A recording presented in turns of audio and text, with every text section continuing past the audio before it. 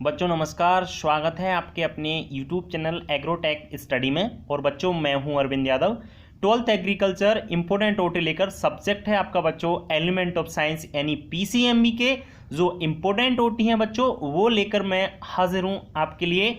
और बच्चों ये ओटी आपके लिए बहुत ही महत्वपूर्ण है, बहुत ही इंपॉर्टेंट है। अगर आप पूरे ओटी यानी शुरू से लेके एंड तक पूरा वीडियो को अंत तक देखेंगे तो आपके 20 नंबर आपके कंप्लीट यानी पूरे हो जाएंगे। ये समझ लीजिए, आप लोग समझ रहे हैं ना बात को। 20 नंबर आपके पक्के हो जाते हैं बच्चों अगर आप वीडियो को लास्ट तक देखते हैं, क्योंकि मैंने इस वीडियो में वही आपके ओटी रखे हैं जो आज तक आपके एग्जाम में पूछे गए हैं। ठीक है ना बच्चों, चलिए बिल्कुल देर ना करते हम वीडियो की शुरुआत कर लेते हैं।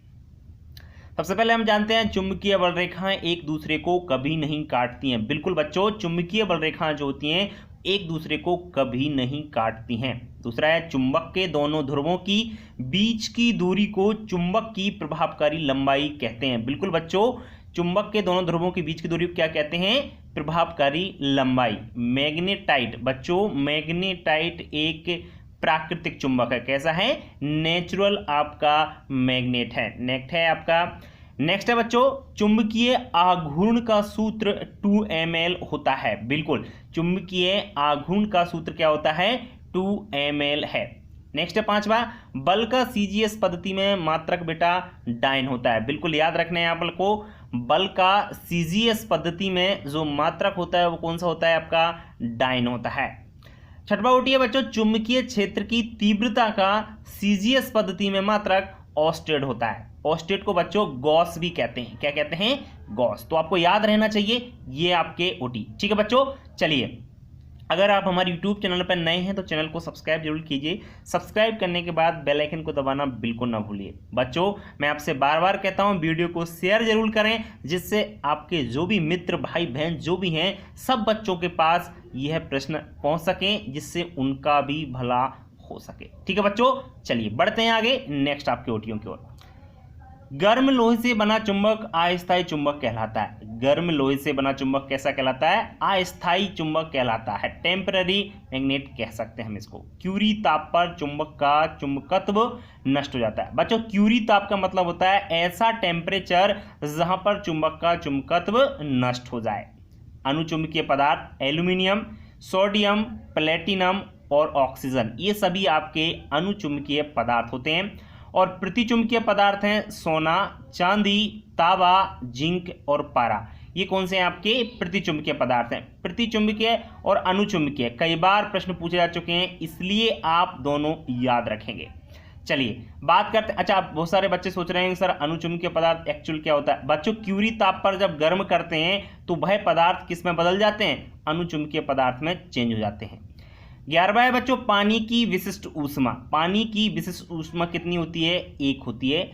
स्वस्थ मनुष्य का ताप 37 डिग्री सेल्सियस या 98.4 डिग्री फ़ारेनहाइट होता है। ध्यान रहे आपको, स्वस्थ मनुष्य का तापमान 37 डिग्री सेल्सियस या 98.4 डिग्री फ़ारेनहाइट होता है। 13वां है बच्चों, सूर्य से ऊष्मा का संचरण। सूर्य से जो ऊष्मा आती है ना वो विकिरण विधि के द्वारा आती है। किसके द्वारा आती है? याद रहे आपको, विकिरण विधि के द्वारा ऊष्मा आती है। ठीक है बच्चों, बढ़ते हैं आगे आपके नेक्स्ट ओटी की ओर। नेक्स्ट है बच्चों आपका भाप की गुप्त ऊष्मा। और भाप की गुप्त ऊष्मा 536 कैलोरी प्रति ग्राम होती है। ध्यान रखें, कई बार पूछी जा चुकी है। 80 डिग्री सेल्सियस ताप का मान 176 डिग्री फ़ारेनहाइट होता है। बिल्कुल, सेल्सियस से तापमान में फ़ारेनहाइट में बदलने के लिए एक फॉर्मूला होता है, आपको पता है। थोड़ा सा आप लोग ध्यान दें, C/5 बराबर F-32/9। इसको याद रखना, आप चेंज कर सकते हो फ़ारेनहाइट को सेल्सियस में और सेल्सियस को फ़ारेनहाइट में, याद रहे आपको। बर्फ की गुप्त ऊष्मा बच्चों 80 कैलोरी प्रति ग्राम होती है। कितनी होती है? बर्फ की गुप्त ऊष्मा होती है 80 कैलोरी प्रति ग्राम। याद रहे 0 डिग्री सेल्सियस, 0 डिग्री सेल्सियस ताप का मान होता है 32 डिग्री फ़ारेनहाइट में। मतलब सेल्सियस को मापें तो 0 डिग्री सेल्सियस बराबर कितना? 32 डिग्री फ़ारेनहाइट होता है। कैलोरी मापी तांबे के बने होते हैं। याद रहे कैलोरी मापी तांबे या कह सकते इसको कॉपर के बने होते हैं। -40 डिग्री सेल्सियस ताप पर सेंटीग्रेड व फारेनहाइट पैमाना बिल्कुल समान होते हैं। वेरी इंपॉर्टेंट, -40 डिग्री सेल्सियस ध्यान रहे, और फारेनहाइट दोनों का मान एक ही रहेगा -40 डिग्री सेंटीग्रेड पर। बच्चों सेंटीग्रेड और सेल्सियस बात एक ही है, ध्यान रहे, कंफ्यूज होने की जरूरत नहीं है आपको, सेल्सियस का हो या सेंटीग्रेड का हो। ऊष्मा का एसआई मात्रक जूल होता है, सबको याद होगा। ऊष्मा का एसआई मात्रक, एसआई की फुल फॉर्म सब जानते होंगे, सिस्टम ऑफ इंटरनेशनल जो आपकी यूनिट होता है वो क्या है, जूल है ऊष्मा का। बढ़ते आगे, शीतलीकरण का नियम बच्चों न्यूटन ने दिया था। शीतलीकरण का नियम किसने दिया था, न्यूटन ने दिया था। एथिल अल्कोहल का सूत्र C2H5OH होता है। एथिल अल्कोहल जनरली सब लोग जानते होंगे, जो आपकी जनरली शराब होती है उसमें से जो नशा आता है वो एथिल अल्कोहल के कारण ही आता है। विशेष याद रखना फॉर्मूला C2H5OH एथिल अल्कोहल का फॉर्मूला है। जाइमेज एंजाइम ग्लूकोज को एथिल अल्कोहल में परिवर्तित कर देता है। एंजाइम का नाम जाइमेज। जाइम एंजाइम क्या करता है, जो ग्लूकोज होता है उसको एथिल अल्कोहल में चेंज कर देता है। किण्वन के लिए अनुकूल टेम्परेचर 25 से 30 डिग्री सेल्सियस होता है। कई जगह आपको 20 से 25 भी मिल जाएगा, तो कंफ्यूज नहीं होना है आपको, लगभग में यही आपका रहता है। परिशुद्ध अल्कोहल की सांद्रता, परिशुद्ध जो अल्कोहल होती है उसमें 100% एथिल अल्कोहल पाया जाता है। कितने परसेंट सांद्रता होती है, 100%। किण्वन एक ऊष्माक्षेपी क्रिया है। कई बार पूछे जाने वाला प्रश्न है बच्चों, किण्वन एक ऊष्माक्षेपी प्रक्रिया है, ठीक है, ये आपको याद रहना चाहिए। बिल्कुल देर ना करते हम बढ़ते हैं आगे आपके नेक्स्ट ओटी की ओर। बच्चों आपको बिल्कुल ज़्यादा समय हम खराब नहीं करेंगे, कोशिश हमारी ये है कि जल्द से जल्द आपके पूरा खत्म करवा दिया जाए। और बच्चों खत्म हो गया है, ये आपका लास्ट वीडियो है आपको इम्पोर्टेंट का। बाकी आपको पता ही है, अगर आपको और जो इम्पोर्टेंट आपने प्रश्न नहीं पढ़े हैं तो आप लोग हमारे प्ले लिस्ट में जाकर यूट्यूब के चैनल में और वहाँ पर इनको देख सकते हैं, ठीक है। चलिए बढ़ते हैं आगे नेक्स्ट। 27वें बच्चों, दूध से दही बनना किण्वन क्रिया द्वारा संपन्न होता है। बिल्कुल, दूध से दही किस क्रिया द्वारा बनता है, किण्वन की क्रिया द्वारा बन जाता है। कृषि में यूरिया का उपयोग उर्वरक के रूप में करते हैं, सब जानते हैं कि यूरिया का उपयोग फर्टिलाइजर के रूप में हम लोग करते हैं। बायोरेट परीक्षण यूरिया का किया जाता है, यह भी सब जानते होंगे। बायोरेट परीक्षण आपका यूरिया का ही किया जाता है, जिसमें 1.5% आपका बायोरेट होता है। पावर अल्कोहल में 80% अल्कोहल होता है, ध्यान रखें। 20% आपका क्या रहता है, पेट्रोल एवं बेंजीन रहता है, जबकि 80% इसमें आपका एथिल अल्कोहल पाया जाता है। लिपिड, लिपिड वसा को ही कहते हैं, कई बार पूछा चुका है, कंफ्यूज नहीं होना है आपको। लिपिड वसा एक ही चीज है। वसा जल में अविलय होते हैं। बिल्कुल बच्चों, वसा जल में घुलते नहीं है। जैसे अब घी मान लीजिए, घी एक वसा है, तेल एक वसा है, अगर इनको हम पानी में डालेंगे घुल जाएंगे, नहीं घुलेंगे ना, तो ध्यान रहे आपको ये अघुलनशील या अविलय होते हैं। मिल्क शर्करा को लैक्टोज कहते हैं। बिल्कुल, दूध में जो आपकी कार्बोहाइड्रेट पाई जाती है उसका नाम क्या है, लैक्टोज। दूध मीठा क्यों लगता है, इस लैक्टोज कार्बोहाइड्रेट के कारण ही लगता है। तो याद रहे, मिल्क शर्करा को क्या कहते हैं, लैक्टोज कहते हैं, ठीक है बच्चों। चलिए बढ़ते हैं आगे आपके नेक्स्ट आपके ओटी की ओर। नेक्स्ट है आपका ADEK, यानी अडेक विटामिन वसा में घुलनशील होते हैं। विटामिन ADEK ये सभी विटामिन क्या होते हैं, वसा में घुल जाते हैं, या कह सकते हैं विलेय होते हैं, सॉल्युबल होते हैं। कपास में सबसे अधिक सेलुलोज पाया जाता है, ध्यान रहे, कपास में सबसे अधिक सेलुलोज पाया जाता है, किसमें, कॉटन में। विटामिन सी खट्टे फलों में पाया जाता है। सब जानते हैं कि विटामिन सी सबसे ज़्यादा बात करें तो खट्टे फलों का नाम भी बता देता हूँ आपको, बारबेंडस चेरी और दूसरा होता है आंवला। इनमें सबसे ज़्यादा विटामिन सी पाई जाती है। विटामिन डी की कमी से रिकेट्स रोग हो जाता है। रिकेट्स रोग को हिंदी में सूखा रोग कहते हैं। इसका मतलब होता है कि हड्डियाँ कमज़ोर हो जाती हैं विटामिन डी के। विटामिन डी मिलती कहाँ से, सोर्स क्या है, सूर्य के प्रकाश से हमको विटामिन डी प्राप्ति होती है। नेक्स्ट है बच्चों आपको सबसे मीठी शर्करा। सबसे मीठी शर्करा फ्रक्टोज होती है, ध्यान रहे, और फ्रक्टोज आपका फलों में सबसे ज़्यादा पाया जाता है।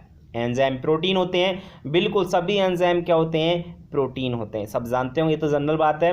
मधुमेह के रोगियों को फ्रक्टोज दिया जाता है। मधुमेह यानी आपके डायबिटीज़ के जो पेशेंट होते हैं ना, उनको आपकी जो शुगर होती है सुक्रोज की जगह उनको फ्रक्टोज दिया जाता है। क्या दिया जाता है? आपका फ्रक्टोज उनको दिया जाता है। ठीक है बच्चों अगर आप पूरा वीडियो देखते हैं, अगर पूरे ओटी आप पढ़ लेते हैं तो बच्चों आपका बहुत अच्छे तरीके से तैयारी हो जाएगी ओटीओ की, बिल्कुल आप। ठीक है बच्चों, तो पढ़ते रहिए। नेक्स्ट है आपका एड्स के लिए उत्तरदायी विषाणु एडिनो विषाणु है। बिल्कुल, एड्स जो बीमारी होती है आपकी किसके द्वारा होती है? एडिनो विषाणु के द्वारा होती है। कार्बनिक पदार्थों का विच्छेदन करने वाले सूक्ष्म जीव का नाम एक्टिनोमाइसिटीज है। याद रहे, जो भी कार्बनिक ऑर्गेनिक मैटर्स होते हैं उनका जो कंपोजिशन होता है, विच्छेदन होता है, अपघटन होता है ना, वो आपका सूक्ष्म जीव का नाम याद रखें एक्टिनोमाइसिटीज के द्वारा। 43वां बच्चों जिब्रेलिन हार्मोन आपका जो होता है वो जिब्रेला फ्यूजिकोला नामक कवक से प्राप्त होता है। जिब्रेलिन हार्मोन कहाँ से प्राप्त होता है? ध्यान रखें, जिब्रेला फ्यूजिकोला नामक फंगस से ये आपको प्राप्त होता है। 44वां बच्चों विषाणु डीएनए या आरएनए के बने होते हैं। विषाणु किसके बने होते हैं? या तो डीएनए या आरएनए के आपके ये बने होते हैं। 45वां है बच्चों नील हरित शैवाल, यानी जानते होंगे आप BGA ब्लू ग्रीन एल्गी को साइनोबैक्टीरिया कहते हैं। साइनोबैक्टीरिया वह कहलाते हैं। ठीक है बच्चों, चलिए बढ़ते हैं आगे हम नेक्स्ट आपके बिंदु की ओर, नेक्स्ट ओटी की ओर। नेक्स्ट है आपका शैवाल स्वयंपोषी होते हैं। स्वयंपोषी का मतलब स्वयं अपना पोषण करते हैं, स्वयं अपना भोजन बना करके खाते हैं हम। नेक्स्ट है 47वां बच्चों शैवालों की कोशिका जो भित्ति होती है सेल बॉल सेलुलोज की बनी होती है। किसकी बनी होती है? ध्यान रहे आपकी सेलुलोज की, इनकी कोशिका भित्ति बनी होती है। जीवाणुओं में पर्णहरित नहीं पाया जाता। बिल्कुल, जो बैक्टीरिया होते हैं बच्चों इनमें क्लोरोफिल का हो या पर्णहरित ये नहीं पाया जाता है, यानी ये हरे नहीं होते हैं। हरे रंग के शैवाल में क्लोरोप्लास्ट लवक पाया जाता है। शैवाल जो होते हैं, शैवाल बोले तो सब जानते होंगे काई बोलते हैं, जो पानी में नीचे आपकी बन जाती है। जैसे आपने देखा होगा नदी नालों में कि नीचे हरा हरा पदार्थ अपन को दिखाई देता है तो उसको शैवाल कहा जाता है। तो उनमें क्लोरोप्लास्ट पाया जाता है, यानी क्लोरोफिल कह सकते हैं, पाया उनमें जाया जाता है। नेक्स्ट है बच्चों साइट्रिक अम्ल का निर्माण एस्परजिलस नाइगर द्वारा होता है। बिल्कुल बच्चों, साइट्रिक एसिड जो होता है ना उसका निर्माण एस्परजिलस नाइगर के द्वारा होता है। किसके द्वारा होता है? एस्परजिलस नाइगर के द्वारा उनका आपका निर्माण होता है। मनुष्यों में दांत की बीमारी ट्राइकोफाइटोकॉन कवक के द्वारा होती है। विशेष याद रखें, मनुष्यों में जो दांत खाज हो जाती हैं वो ट्राइकोफाइटोकॉन नामक फंगस के द्वारा होती है। टीबी एक जीवाणु जनित बीमारी है। याद रहे टीबी यानी ट्यूबरक्लोसिस जो बीमारी होती है, और यह बीमारी किसके द्वारा होती है? बैक्टीरिया या जीवाणु के द्वारा ये बीमारी मनुष्यों में फैल जाती है। ठीक है बच्चों, चलिए अब बढ़ते हैं हम आगे आपके नेक्स्ट ओटी की ओर। नेक्स्ट आपका है डेयरी उद्योग में स्ट्रेप्टोकोकस लैक्टिक्स जीवाणु उपयोगी है। बिल्कुल बच्चों, आपको पता होगा कि दूध से दही कैसे बनता है? स्ट्रेप्टोकोकस जीवाणु उसमें कार्य करता है। किण्वन की क्रिया होती है। सूक्ष्म जैविकी के पिता ल्यूवेन हॉक को कहा जाता है, यानी माइक्रोबायोलॉजी का फादर कौन है? आप ध्यान रखें, वैसे इनका पूरा नाम एंटोन डी ल्यूवेन हॉक है, वैसे आप याद रखना शॉर्ट में ल्यूवेन हॉक। नील हरित शैवाल धान की फसल से संबंधित है या पाया जाता है? आपको पता है धान की फसल में पानी भरा रहता है, तो उस पानी में आपका हरा पदार्थ आ जाता है तो उसको हम शैवाल कहते हैं। नील हरित नीला होता है आपका, इसलिए इसको नील हरित शैवाल कहा जाता है। हरा होता है जनरली। राइजोबियम एक सहजीवी जीवाणु। सहजीवी जीवाणु का मतलब होता है साथ साथ जीवन यापन करना। तो याद रहे राइजोबियम आपको दलहनी फसलों की जड़ों में पाया जाता है और वहीं से आपका साथ साथ जीवन यापन करता रहता है, इसलिए याद रहे आपका राइजोबियम एक सहजीवी जीवाणु है। तंबाकू का मौजिक रोग विषाणु द्वारा होता है। बिल्कुल, विषाणु या वायरस एक ही बात है। तो तंबाकू का मौजिक रोग किसके द्वारा? वायरस या विषाणु से होता है। पेनिसिलिन सब जानते हैं, पेनिसिलिन एक दवा होती है, ये एंटीबायोटिक दवा है और यह पेनिसिलियम नोटेटम कवक से प्राप्त की गई है, प्राप्त की जाती है। ध्यान रहे पेनिसिलिन किससे? ये एंटीबायोटिक है, प्रतिजैविक बोलते हैं हिंदी में, और ये पेनिसिलियम नोटेटम कवक से प्राप्त की जाती है। ठीक है बच्चों, चलिए बढ़ते हैं आपके नेक्स्ट 59वें ओटी की ओर, और 59वां ओटी आपका ये रहा। गुणसूत्र में आनुवांशिक पदार्थ डीएनए होता है। बिल्कुल बच्चों, गुणसूत्र जो होते हैं इनको इंग्लिश में क्रोमोजोम कहते हैं। क्रोमोजोम में आनुवांशिक पदार्थ डीएनए होता है। क्या होता है? जेनेटिक मैटर डीएनए होता है। डाई राइबो न्यूक्लिक एसिड इसकी फुल फॉर्म होती है, डाई राइबो न्यूक्लिक एसिड। अनुवांशिकी के पिता मेंडल हैं। बच्चों मेंडल का पूरा नाम याद रखें, जीजे मेंडल यानी ग्रेगर जोहन मेंडल है इनका पूरा नाम। क्या है? Gregor Johan Mendel. इनको जेनेटिक्स या अनुवांशिकी का पिता फादर कहा जाता है। पादप प्रजनन जैविक विकास के लिए आवश्यक है। बिल्कुल, प्लांट ब्रीडिंग जो होता है ना वो आपके जैविक विकास के लिए अति आवश्यक है। मेंडल ने अपने प्रयोग के लिए मटर के पौधे को चुना था। बिल्कुल, मेंडल ने आपके 7 लक्षणों का अध्ययन किया था और 7वें जोड़ी जो लक्षण थे उसने मटर के पौधे पर पूरा अध्ययन किया था। नई किस्मों का उत्पादन करना पादप प्रजनन कहलाता है। बिल्कुल, नई नई वैरायटियों का प्रोडक्शन करना ही क्या कहलाता है? प्लांट ब्रीडिंग या पादप प्रजनन आपका कहलाता है। 64वां बिंदु है बच्चों, पादप प्रजनन क्रिया में ऊतक संवर्धन का विशेष महत्व है। ऊतक संवर्धन का मतलब टिश्यू कल्चर बोलते हैं बच्चों, जिसमें आपकी कोशिकाओं से नया पौधा तैयार किया जाता है। जीन की आनुवांशिक लक्षण की इकाई होती है, सब जानते हैं जीन क्या है? आनुवांशिक लक्षण की इकाई होती है। ठीक है बच्चों, बढ़ते हैं 66वें ओटी की ओर। 66वां ओटी है रेशम कीट पालन को सेरीकल्चर कहते हैं। रेशम कीट पालन को क्या कहते हैं? सेरीकल्चर कहा जाता है। किसान का मित्र केंचुआ है, सब जानते हैं किसान का मित्र केंचुआ है और केंचुआ भूमि में नीचे रहता है और ये वर्मी कंपोस्ट खाद का निर्माण करता है।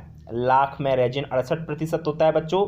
लाख जो होता है, लाख आपका कीट निर्माण करता है और लाख का उपयोग विभिन्न प्रकार के आपके जो ज्वेलरी होती है उनमें किया जाता है। जैसे इसमें 68% रेजिन पाए थे, जरूर याद रखें आप लोग। मधुमक्खी एवं दीमक सामाजिक कीट हैं। कैसे हैं? सोशल इंसेक्ट हैं, मतलब ये है कीट आपके समाज में रहते हैं, अपने बहुत सारे साथियों के साथ ये रहते हैं समाज में। हेक्सापोडा का अर्थ है 6 पैर। जिनके 6 पैर होते हैं वो हेक्सापोडा के अंतर्गत आते हैं। केंचुआ का वैज्ञानिक नाम फेरिटेमा पोस्थुमा है। केंचुआ का वैज्ञानिक नाम याद रखना आप लोग, फेरिटेमा पोस्थुमा है। प्रोस्टोमियम माँ है बच्चों, या नहीं है पीछे। प्रोस्टोमियम केंचुआ के शरीर का एक अंग होता है। क्या है नाम? प्रोस्टोमियम। मधुमक्खी पालन को एपीकल्चर कहते हैं। याद रहे बच्चों, मधुमक्खी पालन को क्या कहते हैं? एपीकल्चर आपका कहा जाता है। ठीक है बच्चों, चलिए बढ़ते हैं आगे 74वें ओटी की ओर। 74वां ओटी है रेशम कीट का वैज्ञानिक नाम बॉम्बैक्स मुरी है। रेशम कीट का वैज्ञानिक नाम क्या है? बॉम्बैक्स मुरी। और लाख कीट का वैज्ञानिक नाम क्या है? लेसिफेरा लाका है। लाख कीट का वैज्ञानिक नाम क्या है? लेसिफेरा लाका। आगे बढ़ते हैं 76वें ओटी की ओर। त्रिभुज का क्षेत्रफल 1/2 आधार इंटू ऊंचाई होता है बच्चों। त्रिभुज का क्षेत्रफल क्या होता है? 1/2 आधार इंटू ऊंचाई। समकोण त्रिभुज का क्षेत्रफल 1/2 आधार इंटू लंब होता है। विषमबाहु त्रिभुज का सूत्र बच्चों रूट में s minus A s minus B s minus C, इसे हैरो का सूत्र भी कहा जाता है। विषमबाहु त्रिभुज के सूत्र को क्या कहते हैं? हैरो का सूत्र भी कहते हैं, जिसमें a प्लस बी प्लस सी बटे 2 होता है, आपको मालूम होगा। समद्विबाहु त्रिभुज बराबर 1/2 a root 4b square a square होता है। ध्यान रखें, समद्विबाहु त्रिभुज बराबर 1/2 a root 4b square a square. ठीक है। समबाहु त्रिभुज बराबर रूट 3/4 भुजा स्क्वायर कहते हैं। क्या कहते हैं? समबाहु त्रिभुज का फॉर्मूला याद रहे, रूट 3/4 भुजा का वर्ग। ठीक है, चलिए बढ़ते हैं आगे आपके नेक्स्ट ओटी। नेक्स्ट है आपका समांतर चतुर्भुज का क्षेत्रफल आधार इंटू ऊंचाई होता है बच्चों। समांतर चतुर्भुज का क्षेत्रफल आधार इंटू ऊंचाई। समलंब चतुर्भुज का क्षेत्रफल क्या होता है? 1/2 समांतर भुजाओं का 1 इंटू ऊंचाई। वृत्त की परिधि बराबर 2πr, वृत्त का क्षेत्रफल बराबर πr स्क्वायर, घन का संपूर्ण पृष्ठ बराबर 6a स्क्वायर और घन का आयतन बराबर ये क्यू। एक घन में फलकों की संख्या कितनी होती है बच्चों? 6 होती है। तो बच्चों ये आपके सभी इंपोर्टेंट ओटी हैं। आप बच्चे सोच रहे हैं कि सर हमने टेक्नोमेट्री के जो ओटी हैं वो तो आपने बताए नहीं। तो टेक्नोमेट्री की ओटी मैं इसलिए नहीं बता रहा हूँ क्योंकि उसमें आपको मान याद रखना है। मान क्या होते हैं? जैसे साइन 30 का मान क्या है, साइन 60 का मान क्या है, साइन 90 का मान क्या है, कॉस 225 का मान क्या है। तो जो मान है सभी के वो आपको याद होना चाहिए और उसको याद करने के लिए आपको एक सारणी होती है, उस सारणी को आप लोग याद कर लें, आपका काम हो जाएगा। 2 नंबर का ओटी पूछा जा रहा है और 2 नंबर का एक प्रश्न। कोशिश करूंगा मैं कि इसमें एक वीडियो बहुत दिन से कह रहा हूँ बनाऊंगा लेकिन अभी तक नहीं बनाई है।